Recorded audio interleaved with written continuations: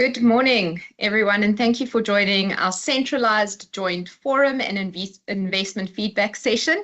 My name's Anna. I head up product development for the Sanlam Umbrella Solutions business, and it's my pleasure in welcoming you today. So for those that are aware, our centralized joint forum meeting is a meeting we hold every year, particularly for our participating employers that may not have had time to hold their own joint forum, or they just want information around what is topical at the moment within the industry and what's important for our joint forums to know. So in today's session, I'll be giving you a two-part overview.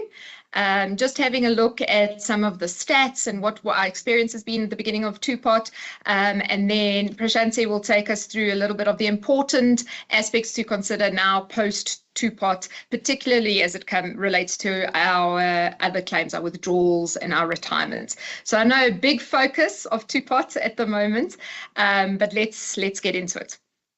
So in terms of our two-part overview, when we consider what's happened in this last year, I know the whole of 2024 was really, sorry, Prashanti, if you can go back to the previous slide. It was really, the focus was very, very much on two-part. And leading up to September, we had a massive flurry of queries coming in from our members, our employers, our intermediaries on how the processes would work, etc. And I like this picture because it really just shows us that it's like we've come through the storm. That little sailboat is the industry, and we've come through on the other side. It's the calm after that two-part storm. Particularly September, we know, was very busy with our members trying to claim and access their emergency savings pots. We know that there were a few hiccups with the volumes of members that were trying to get on. But at the moment, I very much feel like we've passed the worst of it. It's on to business as usual at the moment, and it's now the calm after the storm. In terms of the number of volumes that we saw coming in on those emergency savings claims, those first few days in September were definitely very, very high volumes coming through there. The first was the Sundays, and the second week we were checking all our seeding amounts. So on the third is when members could start claiming, and we saw in that first week we were averaging about 7,000 claims a day coming in. And if we compare that to the average volumes for withdrawal and retirement claims prior to two-part, we were paying out around 8,000 claims a month. So to get the daily amount up to those numbers was a massive impact on the businesses and on the employees that are working with those claims. So very, very high volumes in those first initial weeks. But what we have seen, I've continued having a look at what those savings claims look like up until present, and we see that those numbers have dropped substantially. So, I mean, there are still members on a daily basis going in and claiming their emergency savings pots, but those numbers have dropped to below 1,000 a day at this moment. So still quite active, still quite a lot of members looking for their emergency savings claims, but definitely stabilized. And it's just interesting to note that all those little low patches or what looks like empty patches, there's the weekends. So emergency savings claims are a week time event apparently. But overall, across Sanlam corporate, we've received 141,000 emergency savings claims, and that totals just under 2.6 billion rand. In terms of how much members are taking out, if we look at the amounts that were seeded, members are, for the most part, taking out their full seeded amount. So if a member had the 20,000 Rand that was seeded into the emergency savings pot, most members are taking out that full amount. So that's the big blue part of this pie chart, and that pink section showing that there's a large chunk that are taking out between 90 and 99% of the full pot, and then a very small percentage that take less than the 90%. And in those 90 to 99% slot, we see a lot of members just selected a round amount to make it a bit simpler. But for the most part, we are seeing that members are claiming the full pot that they have available and not just taking a portion thereof. In terms of tax issues, this is something that we anticipated would be a problem, and it is something that we are noticing. So members that have got outstanding tax issues with SARS, we did communicate with members. We tried to be very clear with our members to say that they will be impacted, that they will potentially have some of their benefits deducted via an IT88 by SARS to pay off the outstanding tax that they have. And there have been a large number of members that are affected with these IT88s. What we have seen is across Sanlam Corporate, there have been 1,800 odd members that received a zero payment due to an IT88. It's about 32 million rand, and on average, the claim amounts for those members were 17,000 rand. So that's a member that's gone on. They've gone through the process to claim their emergency savings pot. They want to claim their full 17,000 rand, and then we receive an IT88 from SARS, and that full 17,000 is used to pay off their outstanding tax.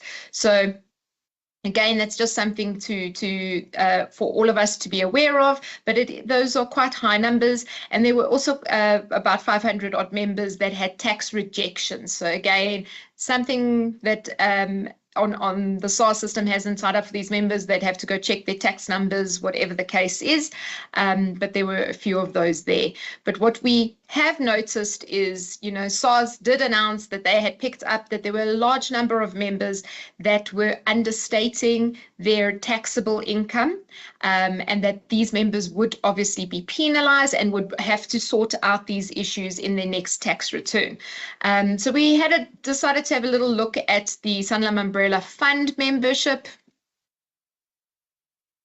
And if we look at the next slide, we just had a look. There were quite a large number of members when we compared their taxable salary to their pensionable salary, where we noticed that the taxable salary was understated compared to their pensionable salary, with one member understating it quite severely there on the left, but quite a large number of members understating more than 100,000 rand. So, of course, we do not know members' taxable salaries, but we use the pensionable salary just as a proxy to understand. So again, for our employers and our intermediaries, it is important that we make members aware of the fact that come their tax return season, the next tax return season, this may be something that is picked up by SARS, and they may be required to then sort out the tax differences at that stage. If we now have a look at our client contact center calls, obviously the Sanlam Corporate Contact Center was inundated with members trying to contact the call center, particularly at the beginning of September, on either how to claim and trying to understand the process, or wanting assistance on how to download the app or access the portal, and then to follow the steps of how to claim. So we saw a lot of calls, over 6,000 calls in that first week coming in every day. Those numbers stayed quite high for quite a while. They have significantly dropped since then, but we still aren't quite at our pre-two-pot numbers there, but those numbers have come down quite substantially.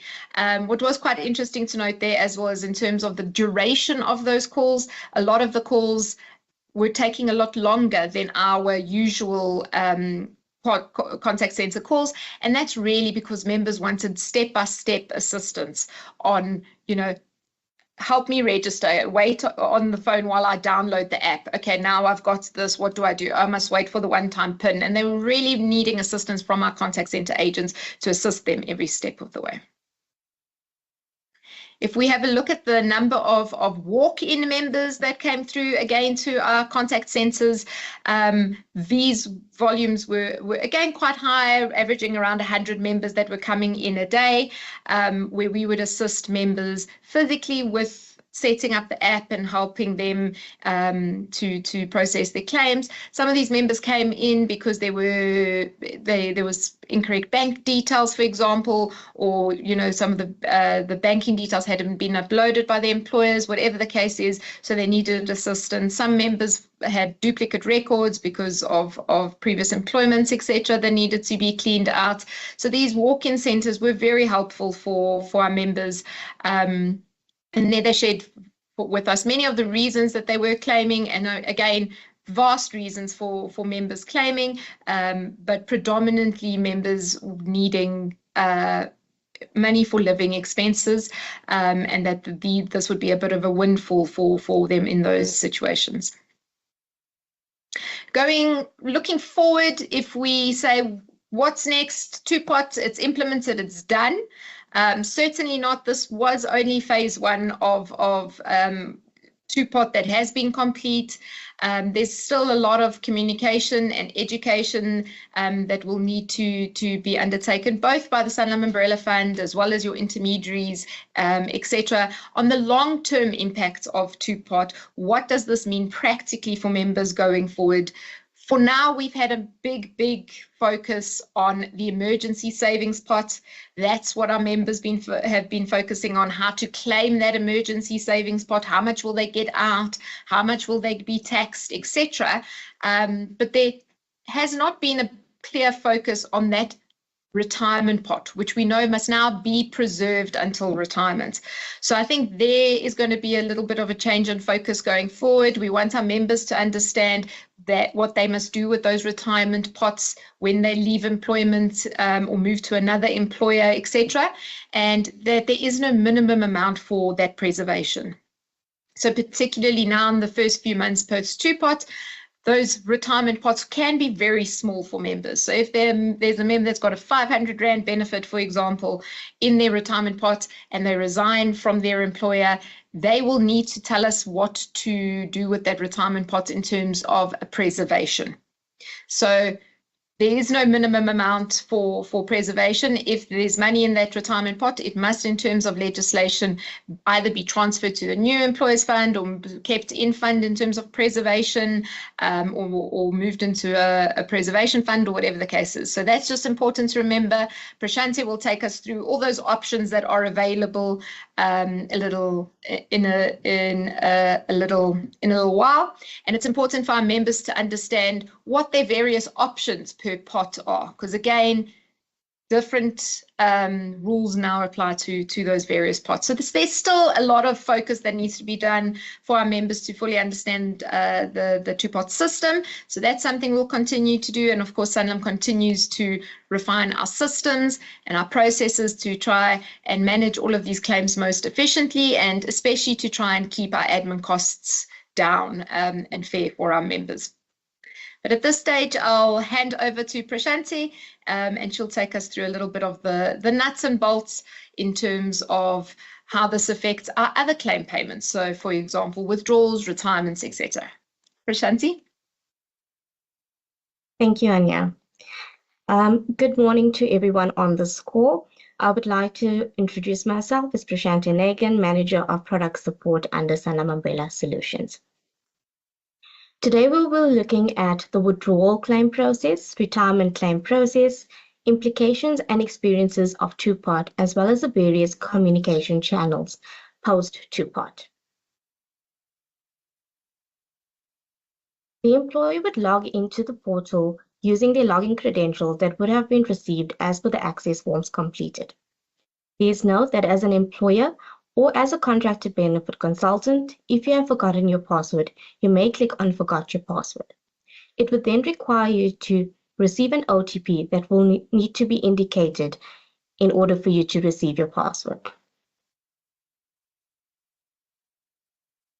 Once you have logged into the portal, you will then search for the member record for the member who is leaving, either the withdrawal or at retirement. This can be done by clicking on Members, and thereafter inserting either the member's ID number, surname, or membership number.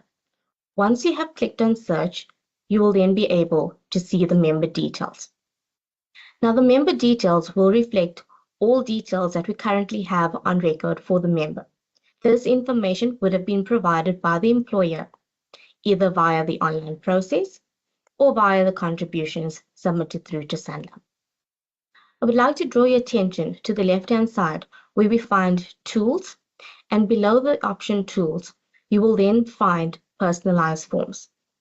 The personalized forms allow for 3 options, one being withdrawal, retirement, or emergency savings withdrawal. I'm now going to take you through the withdrawal claim process. After the form is selected, you would be given the option to email the member this form or to send it via SMS. This is simply by indicating the member's email address or mobile number. You could either send it through to yourself as the employer and thereafter print this for the member if the member does not have an email address or mobile number that you can send it through to. Now you'd also notice there are 2 options for the forms, one being the basic and the other being advanced. I'm going to take you through a little more detail in terms of what is the difference between the 2 forms and where would it be applicable. The first form would be your basic form. Under your basic form, this is designed for members who wish to take maximum cash as permitted by legislation, preserve the balance in fund, and invest the preservation amount in the trustee-approved default. This option is utilized by majority members who do not have a fund that they need to transfer to. Hence, Sanlam has made this more convenient for members in having this option available. On the form, you would also find that there's mandatory information that is already pre-populated by Sanlam based on the information that is submitted by the employer, either updated via the electronic platform or by submitting it through to Sanlam via their monthly schedules. The form then allows the members to indicate any corrections or updates that needs to be made. For example, if the member sees that their ID or passport number is incorrect, under the corrections, that is where the member will then complete that information. If the member finds that their income tax number is outstanding, they can then provide it under the corrections tab. The same would apply for the bank account details. This will then assist the employer to capture the correct information when submitting the claim form online. The employer must ensure that they look at all the correct information and make sure that those changes are made when submitting the claims online to avoid further queries or back and forth emails. On the basic form, you would then find a table reflecting 3 pots: the vested pot, retirement pot, and emergency savings pot. In these various pots, it will reflect the amounts that is available for the member as at the date that the claim form was obtained. Please note that the employer does not need to wait until the member has left employment to obtain this form.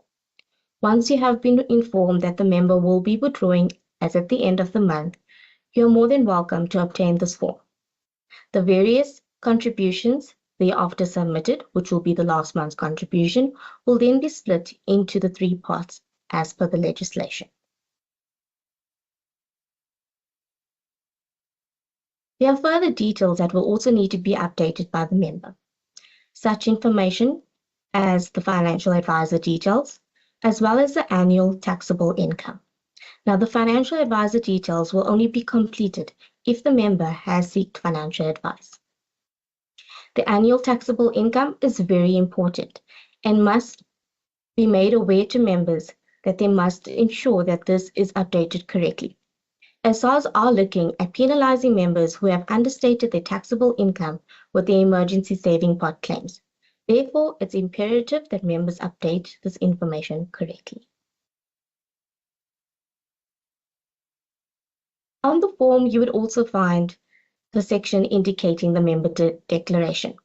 Now, this instructs the employer to say that this is the action in terms of what the member would like to do with their benefit. The form then needs to be signed and completed by the member and then handed to their employer to submit online. I'm now going to take you through the advanced form. The advanced form is slightly different from the basic form that I've just taken you through. The advanced form caters for members that would like to make a decision other than taking maximum in cash and preserving the balance in fund. The mandatory information that is already on the Sanlam system would reflect, and only the fields where corrections need to be made must be updated, similar to the examples reflected on the previous slides. Under the payment instruction, the form reflects three options. The first one pertaining to a member's payment instruction that wants to preserve 100% of their benefit. The second being maximum cash permitted by legislation and preservation in terms of the balance of the amount. And lastly, where a member would wish to take a portion of the allowable cash amount as permitted as per legislation and preserve the balance. If a member opts to take a portion in cash, the member would then indicate the cash portion amount in the table. The table again breaks down the various amounts per pot as per each instruction that would apply. Now this is based on which one the member would select. Please note the member must only select one option. The payment instruction, if they have selected preservation, still continues, where the form allows the member to select if they would like the entire benefit to be preserved in fund or to be transferred to a third-party provider. Please note, in the event that it is transferred to a third-party provider, we would require the recognition of transfer before any benefits can be transferred. If the member selected to preserve the full benefit in fund, the member would then need to also make an investment selection choice from the trustee-approved default or from a range of portfolios made available for in-fund preservation members. We're now going to look at the process for submitting a claim at retirement. After the employer has searched for the member record, the employer would then select retirement under Tools under the personalized forms. The forms can be obtained once again prior to the member's exit date, therefore allowing the employer to obtain the instruction and required information before the member can leave employment. This will also assist the member and the employer to ensure that all information is submitted because, as we all know, it is hard to contact members once they have left employment.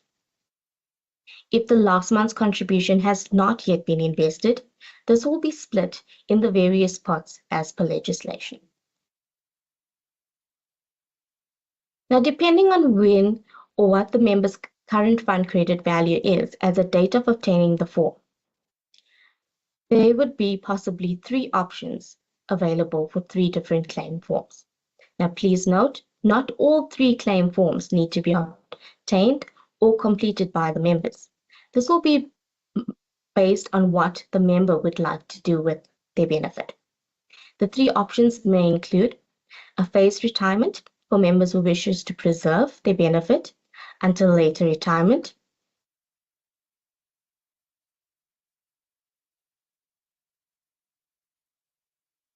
or an option for members to have full benefit in cash as per legislation. Or thirdly, where a member can take their benefit or transfer it to an annuity.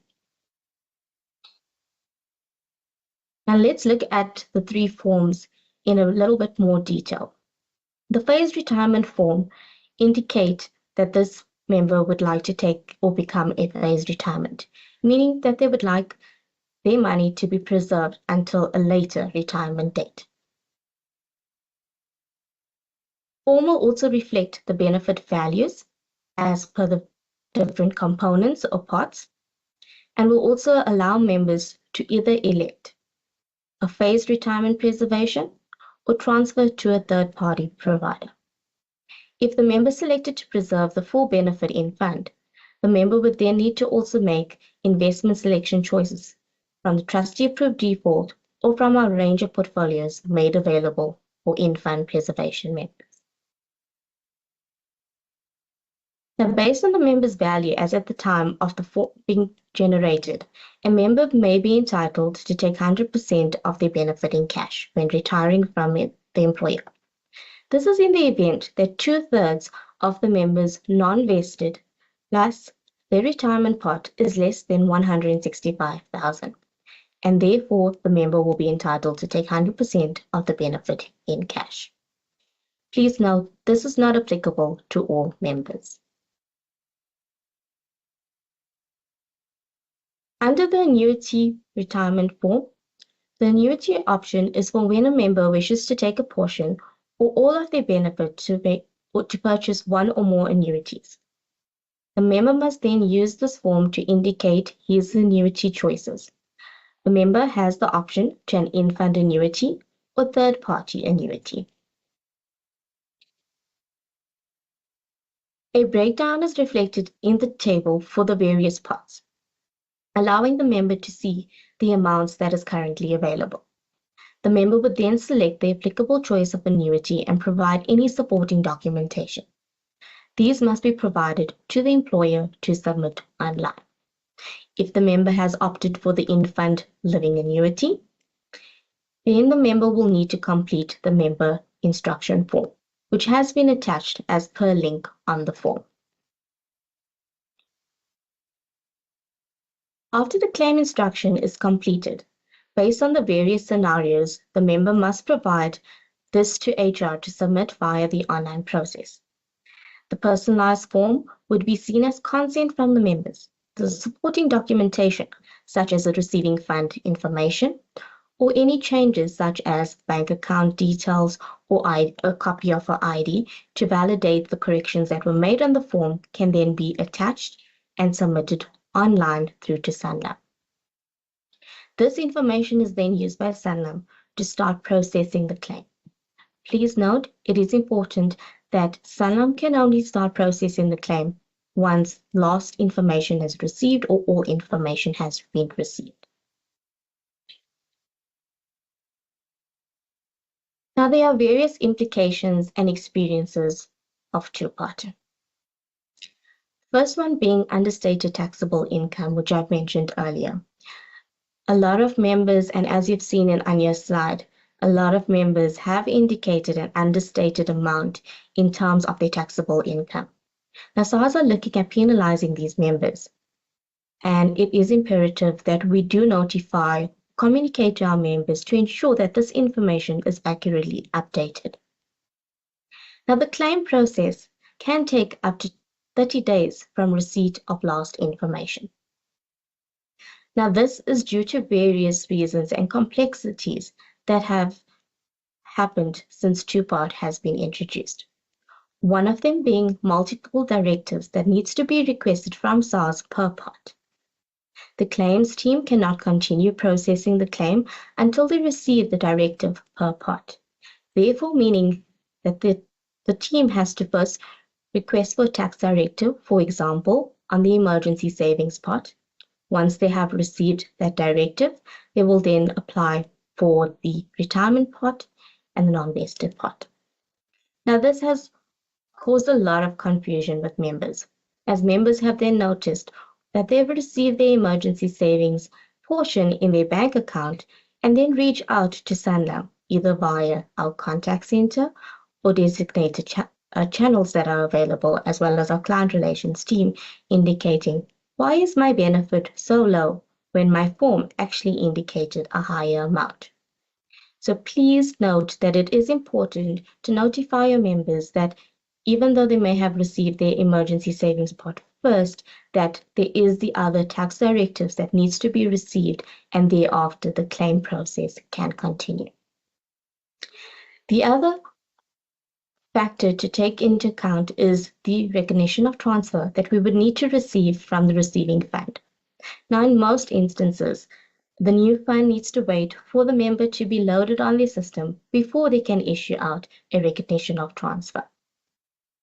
Settlements of Section 37D cases have also resulted in these complexities, whereby these cases need to first be paid before the claim can be processed. Now, what is a Section 37D case, you may be asking? These are examples of a divorce order, a maintenance order, an amount owed to an employer due to fraud, theft, or dishonesty, or a housing loan surety. Now, these need to first be validated and approved before they can be paid out, and thereafter the claim can then commence. For members invested outside of Sanlam portfolios, as well as Glacier, we have found that this has also caused further delays. The reasoning being is that we have to wait for the amounts to be disinvested, paid through to Sanlam, in order for the claim to then be paid out accordingly to the relevant parties, whether it be a transfer and if there's a portion that is taken in cash.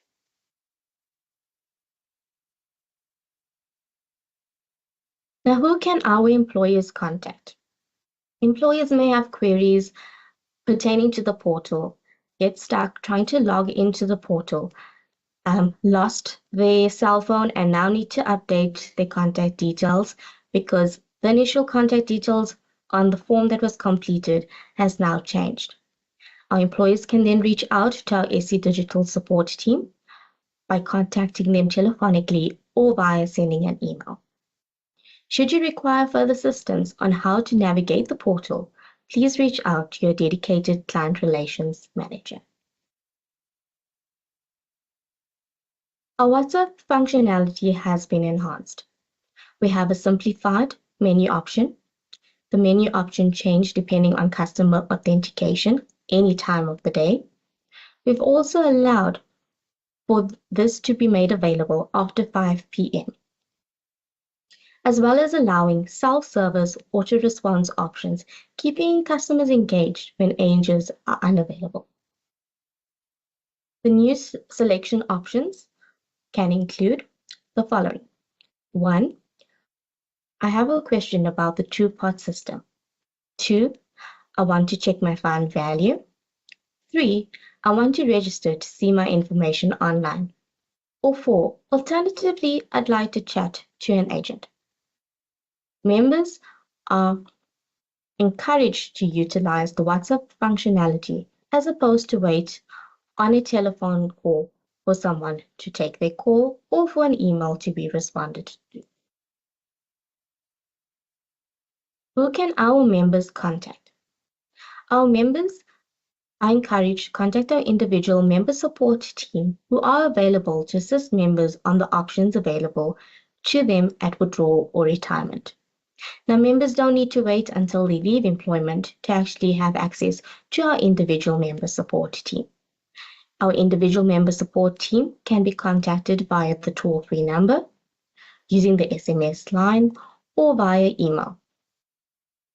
Our contact center can also be contacted either telephonically or via WhatsApp, or using the email address as displayed on screen. Thank you. I would like to hand over now to Anya. Thanks, Prashanti. So we have been getting a few questions from our attendees, so I'm going to just run through those a little bit. And the first one is, this is obviously new to all of our employers and to everyone, so it is a little bit daunting and it is a little bit confusing for them at the moment. And the question that we have is, most of my members just want to take cash. So at the moment, we can totally understand that, because most of the claims that we receive on withdrawals are full cash, and those are obviously quite easily processed for our members. But now our employers are saying they're a little bit confused on what option to use. So if my members just want the maximum cash that they can take, which option do they use?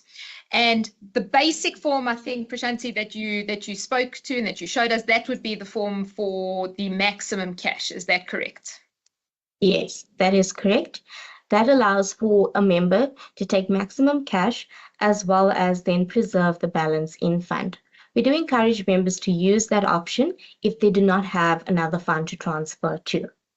However, the advance form does allow for a member to also take maximum in cash as per legislation, but then that will be utilized if they want to transfer to another fund or to somewhere of their choice. Okay, so that makes sense. So if the member wants all the money that they're allowed in terms of legislation and they'll preserve the rest in fund, then they complete that the basic form. Then there was another question that I think is quite important and linked to this is what are the fees for the in-fund preservation? So I think that's an important aspect to cover now. And there is an administration fee on those benefits, and it's 30 Rand per member per month. So if you compare those fees to your retail type preservation funds, etc., it's very cost effective for our members. And remember, if the members, for example, don't know what they want to do with their retirement pots yet, or that preserved money, they can always at a later stage come and claim those benefits. So if they're not sure upfront what they're going to be doing with their retirement savings, you can complete the basic form. They can get their maximum in cash, they can preserve the rest in fund, and if in 6 months' time, for example, they now want to transfer to their new employer's fund or to a retirement annuity, whatever the case is, they can contact Sanlam and facilitate that transfer. Correct. Yes, then there were some questions around that came through in terms of the transaction fee and whether that is still being charged. So I can answer that is still currently the case. So there is a fee that is levied by Sanlam of that 330 Rand per emergency pot withdrawal, and that currently is still being levied. We are re-looking at that fee, but remember, from a Sanlam perspective, I showed you the 7,000 claims a day that we were receiving, and how the average for a normal month prior to that was about 8,000 claims. So the volumes have been significantly higher. And for that reason, we've had to staff more people, we've had to have more feet on the ground to facilitate our members with those claims. So that fee is still being charged, but that fee is up for review and will be reviewed again, and then we will communicate any changes to our participating employers and our intermediaries. There was a question, Prashanti, and maybe you can take this one, in terms of, is the form only available after that last monthly update for the member, the personalized form? No. So the form is available at any time, and we encourage employers to obtain the form once they know that the member is leaving. And that will assist the employers to ensure that all documentation is received so that they can submit it. The only difference is that the amounts on the tables will be different as at the date that the claim is actually processed. However, the last month's contribution will be invested into the relevant pots as per legislation. So I think the important point there, Prashanti, is it's actually better to get it as soon as possible, because we know when a member's leaving, the employer loses contact with that member. They don't have access with them any longer. So it might be then difficult after the member's left and the final contribution's been processed to get updated information, but it doesn't change the member's decision. If they want the maximum cash and to preserve in fund, all that will happen then is in the final contribution will be split, and the same rules or the same election will apply to those. So I think that, that's an important point, just to know to our employers to please just get those forms as early as possible from the members prior to them leaving your employment, because we do know it gets very tricky after that. That's great. Thank you. Prashanti, I think that there's also some questions that are coming through in terms of the delays or the extended potentially time that it will take to pay out these retirements and withdrawals. I think if you can just focus on that a little bit and remind us of the impact there. Okay. So I think the biggest one is for the tax directives. So previously, when you would have a withdrawal or retirement claim, you would request for one tax directive, and once that's received, you will then continue with the claim process. However, due to the change in legislation, tax directive has to be sent through to SARS per pot, and this is also on SARS side in terms of an industry wide where they need to receive the tax directive per pot, and thereafter, once that is received, they will then continue to process the claim by the claims team. Also bearing in mind that if there is a Section 37G case, that will need to be processed prior to the claim actually being initiated. So there will need to be investigations done. So for example, if there's an amount owed to the employer due to fraud or theft, theft or dishonesty, that will need to be investigated, approved by the trustees before any payment of the claim can be initiated. And I think related to that, there was a question coming through, Prashanti, about are the multiple tax directives applied for simultaneously? No. So they will have to apply, for example, on the emergency savings pot, and that remembers tax differently on your pay as you earn tax, and thereafter they will then apply on the other two pots to SARS, and thereafter, once received, that will then be processed accordingly as per the payment instruction. And I think that also then explains why the turnaround times are a bit longer, I suppose, because it's not done at the same time, it can't be done at the same time. So it might cause a few extra days delay, etc., in each of those steps. Agree. So the next question we have is the employer portal retirement claim doesn't make provision to indicate the rand amount elected on the retirement by the member. It is only on the form. And I think that what's important to highlight here is, yes, that personalized claim form is what needs to be completed in order to tell us what the members want to do. So if there's a specific rand amount that they want to deduct and the rest they want to preserve, or if there is a specific fund they want to transfer their benefits to a third party fund, etc. All of that would need to be indicated. So that optionality is not available on the portal any longer. Everyone will have to go on, pull the personalized claim form, have that completed by the member, and then you upload that into the employer portal. Is that correct, Prashanti?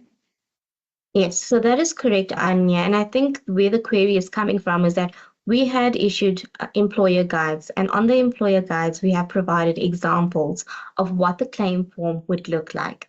Now, a few of our employers have thought that that is the actual form to use. Please note that is not to be utilized. It's just an example so that you could see what we have done to enhance our systems. The personalized form must be obtained, and that will also assist the employer, like you mentioned, Anya, in determining what the member wants to do, the specific amount that they want in cash, and also allowing the member to see exactly how much do they have. So even if they sit with a financial advisor, they are aware upfront of what their fund credit value is as at the date they are leaving. Right. And then so I have a question that as it relates to the amount of the maximum cash that members can withdraw. How much is that? Prashanti, if I can just ask you to pull up that slide that you had where it had the table with the examples of the amounts, and then we can talk to that, because remember, for every member, it will be different.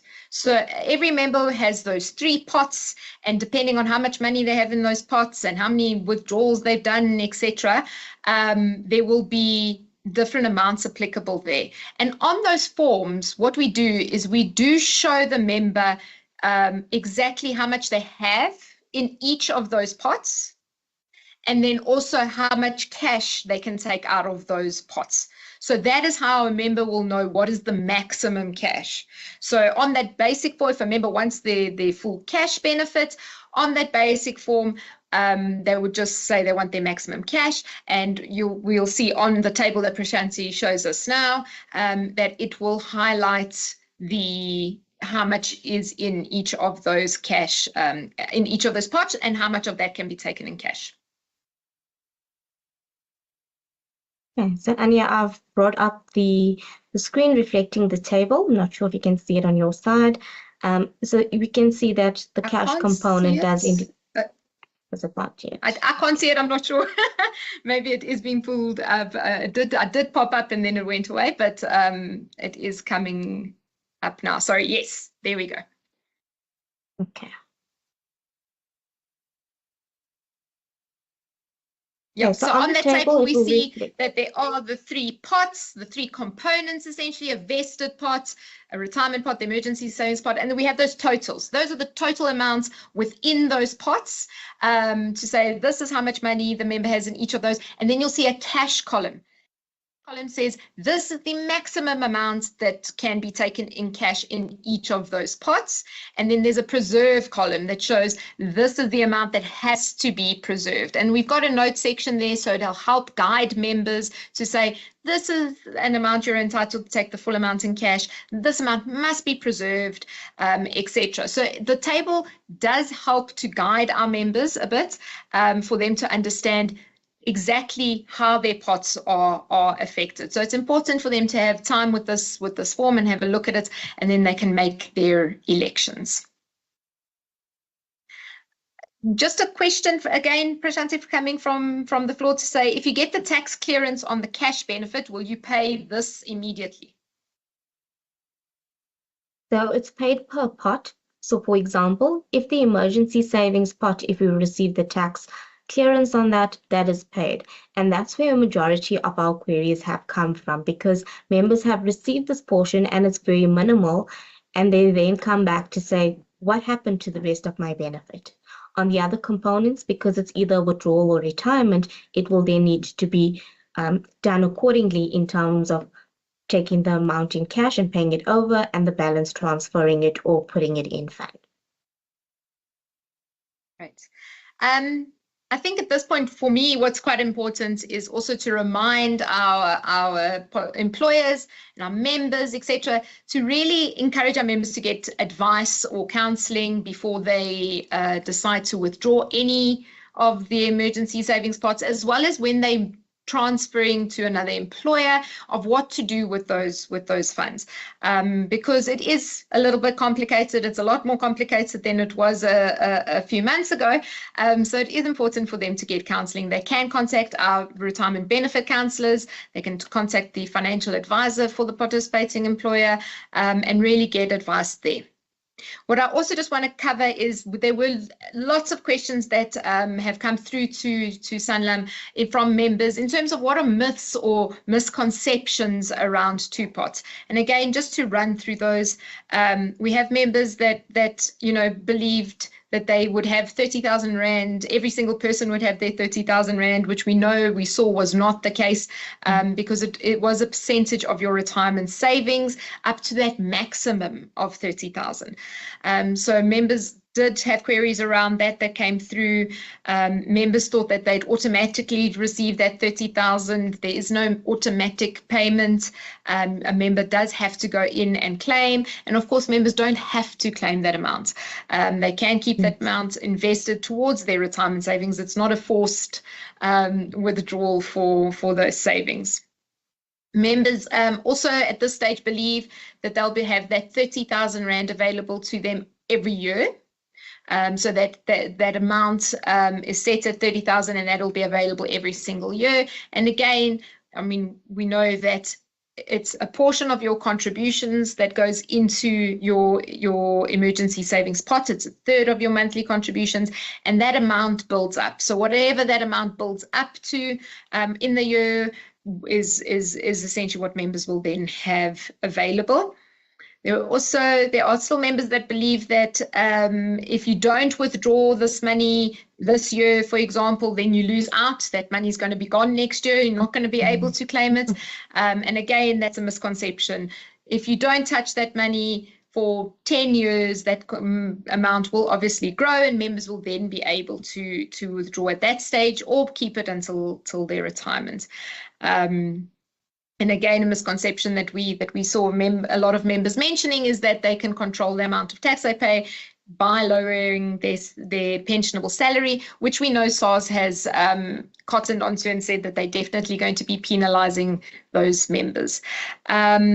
There's also a question here, Prashanti, that's come through now to ask if there's a specific form for members that are 55 or older as at the 1st of March 2021. So I think just as a reminder, those members that were over age 55, 1 March 2021, were excluded from this two-pot regime, correct? Yes, that is correct, Anya. So those members did have the option to log onto the portal or via the app on their member credentials and then have the functionality to opt in. Now, once a member has opted in, that decision cannot be reversed. And therefore, it's important that these members seek financial advice because they need to understand the implications if they have to opt in, what would happen when they do retire. So therefore, we encourage members to please seek financial advice and note that there's no manual form currently at this stage. However, everything is done via our online app as well as the portal. And Prashanti, for those, the member would have to do that themselves because there's a question that's asking whether the employer can assist those members to opt in, or is that something that must be done by the member themselves on the portal or the app? So that needs to be done currently by the member themselves. We haven't enhanced it for the employer, and the reason being is that if an employer makes an error, then the employer will be held responsible, and therefore a member needs to make that choice, and that's why we've allowed for the member to access it via the app. But those members can contact our contact center, or they can get through to the counselors, and maybe they can assist them in terms of if they are struggling to either locate that form or to opt in, then our contact center will be able to assist them. Is that correct? Yes, that is correct. Also to note that once a member has opted in, it doesn't mean that they immediately will then have access to their emergency savings. It will be done the following month. So it's very important because we've had those queries where members have come through to say, I've opted in, but now I don't see my emergency savings. Please note that that will only be done a month later. And thereafter on the app, you will then see emergency savings withdrawal, and that is where you'll be able to then claim for your emergency savings. All right, thanks, Prashanti. I mean, there was one more question that asked about member guides being updated with 2 parts, and I know that's something we're currently working on. So the answer to that question is very soon. It's obviously been a lot of work to update the various forms and documents and brochures that we have, and we did pick up that there are those 1 or 2 member guides that still need a bit of updating. So those will be updated as soon as possible, and we'll distribute that to our participating employers and intermediaries via our toolkit. But yeah, I think those are all the questions that have come through. So I think what we'll do is end this session a little bit earlier so we can give everyone a bathroom break and time to go make a coffee or a tea prior to the investment feedback session. I do just want to remind everyone, if you are claiming for CPD points, you would need to stay for both sessions to get those full CPD points. So please do stay on. And we've got some interesting sessions coming up in the investment feedback session in terms of economic overviews and what's happening out there. And our investment experts are really going to share with us how the trustee approved defaults have worked, etc. And we've even got David Gluckman, the chairman of the Sanlam Umbrella Fund Board of Trustees, that has a closing segment in the next session. So please do stay with us. We'll give you a few minutes now to stretch your legs and make a cup of coffee. But please, we will be starting at 11 promptly. Thank you. Thank you. Thank you, Anya, and thank you.